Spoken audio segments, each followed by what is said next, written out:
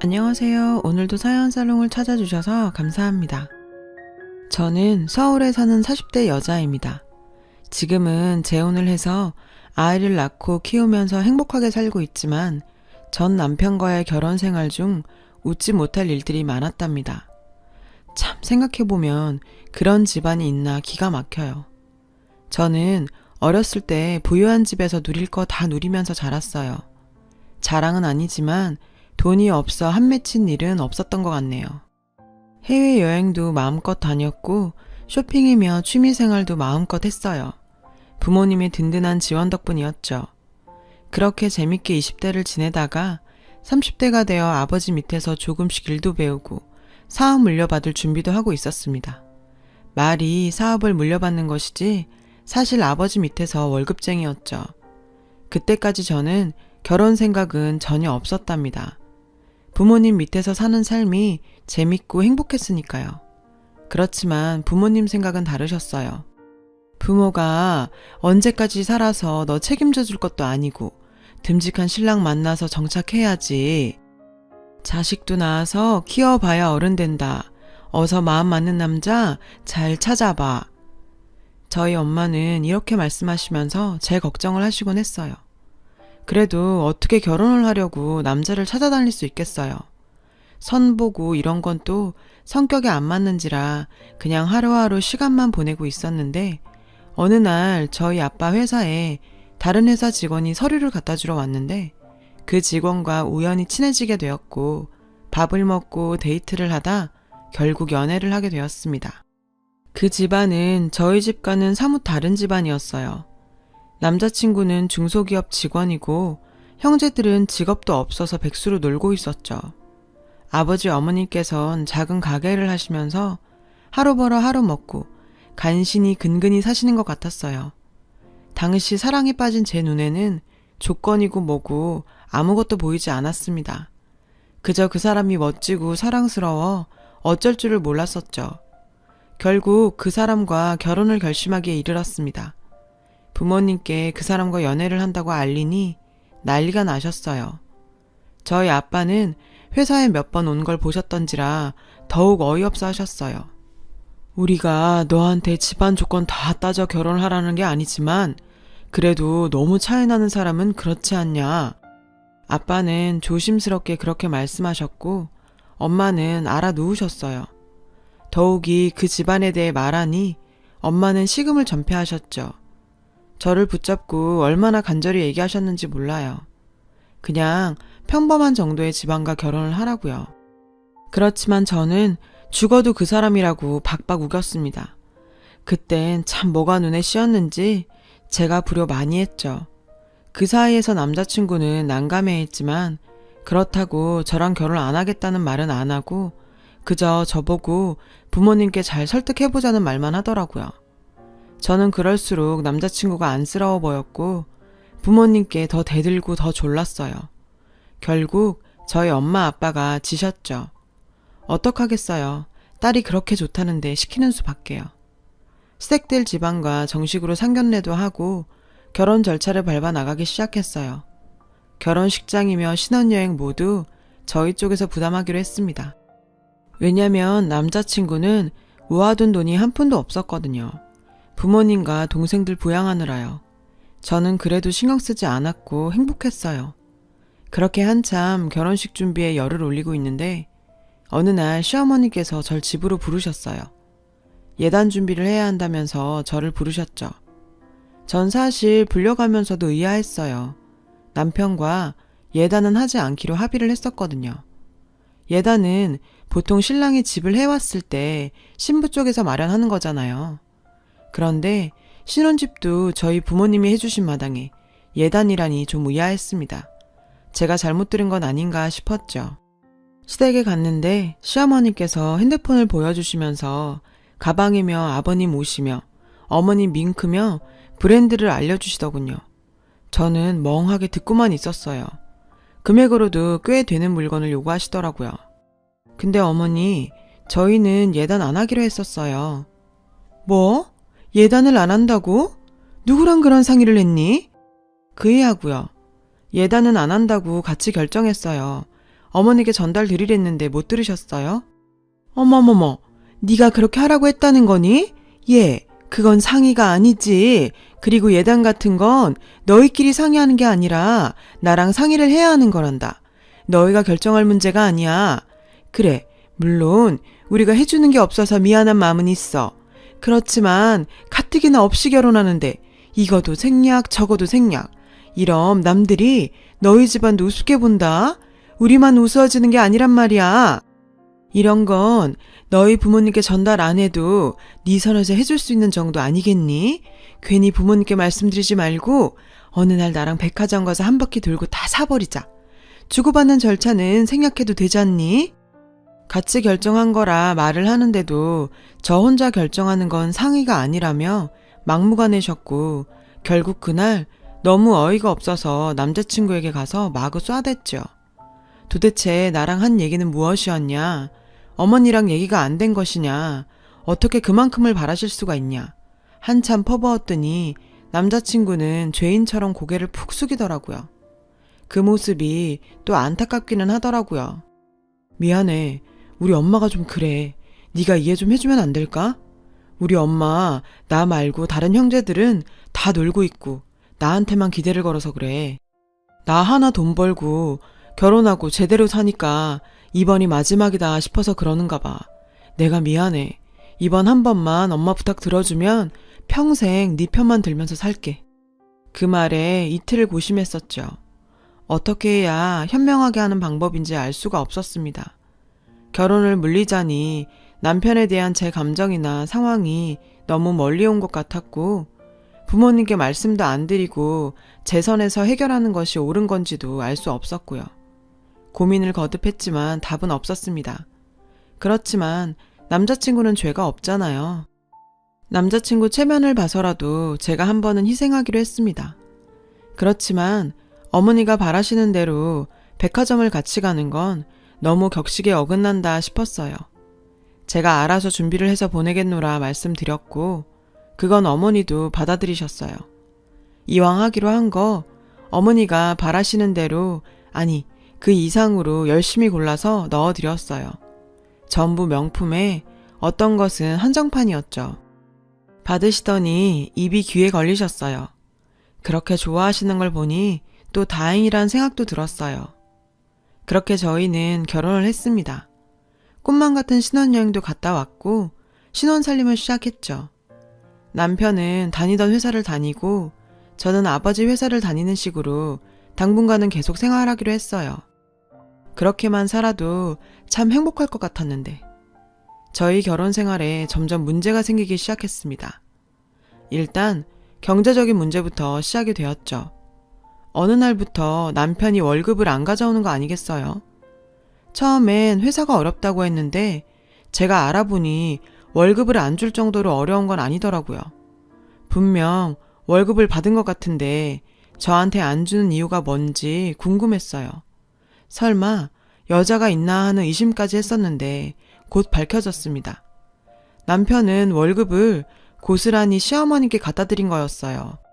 생활비며 용돈으로 쓰라고요. 솔직히 남편 월급 뭐 그리 많지도 않고 제 돈으로 생활할 수도 있지만 전 그러고 싶진 않았어요. 부부가 되었으면 일정 금액 빼고는 월급에서 사용을 하고 저축을 하면서 살아야 한다고 생각했고 결혼까지 한 마당에 저희 부모님께 신세 지는 것도 한계치가 있다고 생각했거든요. 그런데 남편은 제가 부모님께 말씀드리면 언제나 돈이 나오니까 그냥 무책임하게 자기 월급은 다 집에 들이더라고요. 그 문제로 대판 싸웠습니다. 내가 어머님 용돈 드리지 말래? 넉넉히 드리자고 했잖아. 어떻게 상의도 없이 월급을 전액 다 드릴 수가 있어. 어머님 아버님 아직도 일하시잖아. 돈도 벌고 계신데 벌써 우리 신세 자꾸 지시려고 하면 어떡해. 그리고 형제들도 얼른 일해서 각자 벌어먹고 살아야지. 당신이 그 집을 언제까지 다 책임지려는 거야. 그 말에 남편은 벌컥 화를 냈어요. 뭐? 그 집? 너 시댁한테 그게 무슨 말이야. 그리고 우리 네 월급으로도 살 수 있는데 고생한 우리 엄마 아버지 돈 좀 드리면 뭐가 어때서. 넌 우리 부모님이 불쌍하지도 않냐? 솔직히 불쌍하지 않았어요. 왜 불쌍해야 하는지 모르겠더라고요. 몸이 불편하신 것도 아니고 다들 멀쩡한데 이래서 먹고 살면 되는 거잖아요. 고생은 저희 부모님도 하셨던 거고요. 내가 너였으면 내가 말하기도 전에 우리 엄마 아버지 매달 월급 그냥 드리라고 했을 거야. 그게 너랑 나랑 차이점이야. 집에 돈이 있으면 뭐하냐? 베풀 줄을 모르는데. 베풀 줄 모른다는 말에 저도 발끈했습니다. 베풀 줄 모른다고? 나 어머니 용돈도 꽤 많이 드리고 있고 당신한테도 따로 또 그만큼 드리자 했으면 많은 것 같은데. 결혼 전에 예단 무리하게 요구하시는 것도 다 해드렸고 무슨 날 있을 때마다 선물도 드렸는데 내가 뭘 더 이상 해야 해? 그 예단 얘기 왜 안 하나 했다. 우리 엄마가 그거 뭐 받고 싶어서 받은 줄 아냐? 그리고 너만 예단하냐? 결혼하면서 예단 안 하는 여자가 어딨어? 진짜 생각 없다, 생각이 없어. 그러면서 문을 쾅 닫고 나가버리더군요. 저는 너무나도 억울해서 펑펑 울었습니다. 그런데 마침 시어머니께 전화가 왔어요. 예, 이번 주에 아버님 생신이신데 뭐 준비한 거 있니? 네? 준비요? 어떤 준비요? 식당은 예약했어요. 어머, 첫 생신은 네가 직접 차리는 거 모르니? 에휴, 가르칠 게 많구나. 첫 생신은 네가 준비하는 거야. 아버님 기대하시니까 잘 해드려라. 그 말 하시고 뚝 끊으시더라고요. 남편의 시어머니까지 제가 정말 결혼 잘못했다 싶더라고요. 그렇지만 결국 남편이랑 화해하고 시아버님 생신상도 차려드렸어요. 저희 부모님 가슴에 못 박고 결혼한 마당에 제가 맞추면서라도 잘 살아야겠다는 생각뿐이었거든요. 하지만 그때뿐이 아니었죠. 점점 더 시댁과 남편은 도를 넘기 시작했죠. 무슨 행사 때마다 당연히 제가 결제하도록 시어머니께서 요구하는 것은 기본이었습니다. 친척 생일까지 밥값을 제가 계산했어요. 게다가 남편 월급을 통째로 드리는데도 시어머니께선 저한테 개인적으로 전화를 거셔서 더 돈을 요구하시곤 했습니다. 그 이야기를 남편한테 하면 항상 저를 인색한 사람으로 몰면서 그 정도도 못하냐고 큰 소리를 치더라고요. 남편은 저랑 결혼한 후에 잔뜩 허세가 들어서는 외제차를 뽑고 명품 매장만 가는 등 사치를 부렸어요. 물론 저도 명품 좋아해요. 그치만 저도 저희 부모님도 그렇게 자주 명품을 사진 않았는데 이 집은 완전히 명품에 환장을 했더라고요. 제가 아빠한테 받는 월급으로는 생활이 안 되니까 남편은 성질을 내면서 이렇게 말했습니다. 아, 장인어른은 뭐 하시는 거야? 당신 그렇게 일 시켜 먹으면서 꼴랑 그 돈밖에 안 주시는 거야? 딸한테 어쩜 그렇게 인색하셔? 그 집안 내력인가? 월급 좀 올려달라고 해. 아니, 그 회사 말인데 솔직히 이제 장인어른 물러나실 때도 되지 않았어? 완전 선을 넘는 말에 저는 폭발했습니다. 저를 인색하다고 하는 건 참을 수 있었지만 저희 아빠까지 모독하는 건 참을 수 없었어요. 게다가 아빠를 회사에서 물러나느니 마느니 하는 건 폐륜적인 말이라고 생각했어요. 대판 싸우고 처음으로 이혼 얘기를 꺼냈을 때 남편은 태도를 바꾸더군요. 여보, 미안해. 내가 요새 회사 스트레스 때문에 그래. 우리 요새 너무 자주 싸우지? 내가 잘못했어. 우리 이런 얘기 이제 그만하자. 그래도 제 화는 풀리지 않았어요. 남편은 며칠 동안 애교를 부리면서 제 화를 풀려고 이런저런 시도를 하더라고요. 그러더니 어느 날은 갑자기 저한테 불쑥 이러더군요. 우리 닮은 애기 있었으면 좋겠다. 그치? 저는 갑자기 아이 얘기에 깜짝 놀랐습니다. 아이는 한 3년 정도 있다가 가지자고 얘기를 끝냈었거든요. 제가 애매한 반응을 보였음에도 남편은 자꾸 아이를 갖자고 조르고 피임을 그만하자고 하더라고요. 저는 피임약을 먹으면서 계속 피임을 이어갔습니다. 저희가 이런 다툼을 한 건 시댁에선 전혀 모르고 있었어요. 이혼이니 뭐니 얘기한 걸 알았다간 또 난리가 날 게 뻔했거든요. 그런데 어느 날 그 일이 터졌습니다. 그날도 역시 시어머니가 절 개인적으로 호출하셔서 시댁에 갔었어요. 분명 용돈이나 그런 거겠다 짐작하고 갔는데 시어머니께서 웃으시면서 저한테 말씀하시더군요. 얘 아가, 이번에 우리 집 인테리어 좀 바꿔보려고 하는데 네가 좀 보태지 않으련? 한 5천이면 될 것도 같은데. 네? 인테리어요? 물론 그 집 연식이 좀 되기는 했는데 제가 보기에 고장난 것이 아닌 이상 고칠 필요는 없어 보였어요. 친구들이 오더니 너무 올드해 보인다고 그러더라. 좀 산뜻하게 화이트 톤으로 바꿔보려고 해. 어떠니? 어떠나 마나 저는 이건 진짜 아니란 생각이 들었어요. 5천을 그런 사치에 쓸 수는 없었네요. 그래서 강하게 말씀드렸어요. 어머님, 이 집에 물이 안 나오거나 난방이 안 된다면 그건 제가 고쳐드릴 수 있어요. 하지만 지금 멀쩡한 집을 갈아엎는다는 건 말이 안 되잖아요. 솔직히 너무 사치스러운 일이에요. 만약 그렇게 하고 싶으시다면 어머님 아버님 돈으로 하세요. 그건 제가 말리지 않을게요. 자꾸 돈을 그런 데 쓸 수 없어요. 어머님은 마구 흥분을 하시더니 저한테 욕지거리를 하시더라고요. 배운 게 없다는 둥, 돈이 많으면 뭐하냐는 둥, 유세를 부린다는 둥 하면서 갖은 저주를 퍼부으시더라고요. 이번에도 지지 않고 어머니께 제가 해드린 것들을 모두 말하면서 이 정도면 되지 않냐고 쏘아붙였습니다. 화가 난 시어머님께선 저한테 침을 뱉으시면서 더러워서 안 한다, 더러워서! 못 배운 것. 시어머니의 침이 제 얼굴에 탁 튄 순간 저는 이성을 잃고 마구 소리를 지르고 그 집에서 나와버렸습니다. 그리고 집에 와서 제 집 몇 가지를 가지고 호텔로 향했습니다. 이 집에서 더 살다가는 저희 집 뿌리까지 뽑히겠다는 생각이 들었어요. 친정으로 갈까 했지만 친정에는 이혼 결심이 확실해졌을 때 말씀드리기로 하고 가지 않았어요. 일단 며칠 쉬면서 남편과의 관계에 대해 생각을 해봤어요.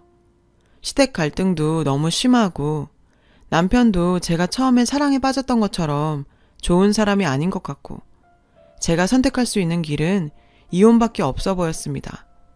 이혼 결심을 굳히고 남편에게 통보를 하려고 변호사까지 구했어요. 그러는 내내 저희 부모님께는 죄송한 마음뿐이었죠. 호텔에서 지낸 지 며칠 되었을 때 단짝 친구와 맛집에서 만나 수다도 떨고 놀았어요. 결혼 후 저는 외출도 잘 안 할 만큼 스트레스를 받고 있었는데 간만에 친구를 만나니 속이 뚫리더라고요. 그렇게 놀고 있는데 어디선가 익숙한 실루엣이 보이는 게 아니겠어요? 중년 부부처럼 보이는 두 사람이 팔짱을 끼고 가는데 그 순간 저는 뭔가 번개처럼 스치는 것이 있었어요. 일단 사진을 찍고 그 사람들을 따라가 앞을 막아섰습니다. 그 부부 중 여자는 바로 저희 시어머니였어요. 그리고 남자는 저희 시아버지가 아니셨고요. 웬 중년 남자가 쫙 차려입고 시어머니와 팔짱을 끼고 있었는데 글쎄 옷이 전부 제가 아버님께 드리라고 사드렸던 선물, 예단 그런 것들이더라고요. 특히 가방은 제가 한눈에 알아볼 수 있었어요. 한정판으로 사드린 것이라 시중에서 잘 볼 수 없는 모델이었거든요.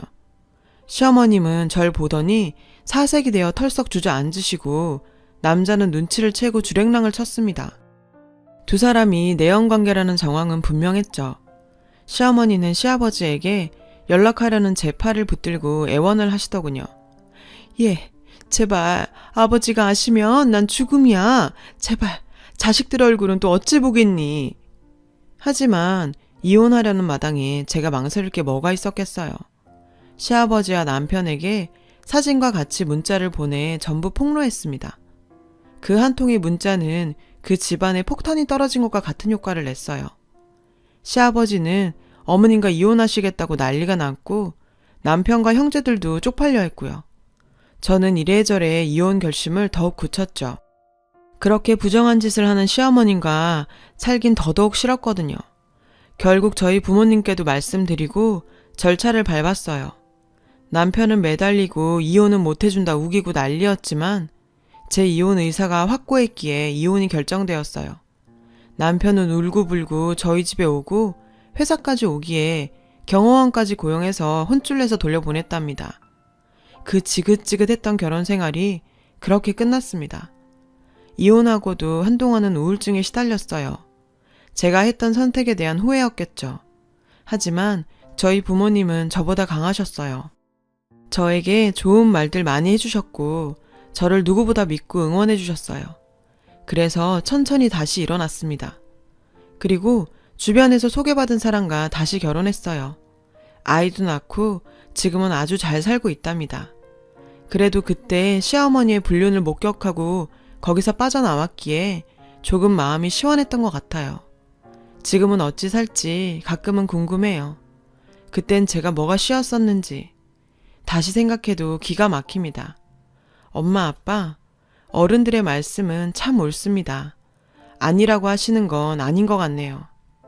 제 긴 이야기를 들어주셔서 고맙습니다. 여러분도 항상 행복하시길 바래요. 여러분, 사연 댓글에 응원과 현명한 조언 부탁드려요. 좋아요와 구독은 저에게 큰 힘이 됩니다. 오늘도 좋은 일 가득하세요.